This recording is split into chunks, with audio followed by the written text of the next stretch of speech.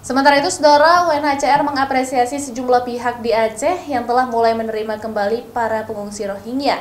Hal tersebut seiring semakin banyaknya bantuan yang diberikan masyarakat kepada para pengungsi.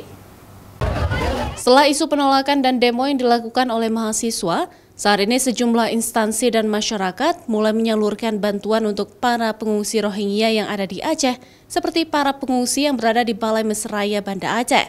Menurut Faisal Rahman, Protection Associate UNHCR Indonesia, penolakan yang dilakukan warga merupakan hasil dari produk berita hoaks yang muncul di media sosial, sehingga masyarakat terpengaruh maupun terprovokasi penolakan terkait Rohingya di Aceh.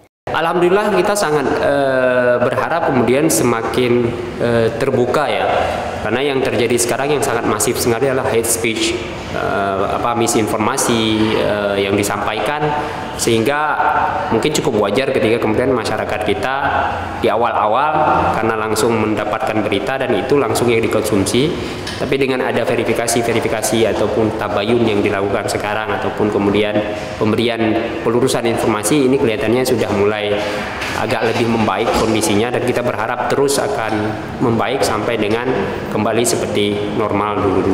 Selain bantuan logistik seperti makanan dan juga pakaian, pemeriksaan kesehatan gratis juga dilakukan oleh sejumlah pihak kepada para pengungsi.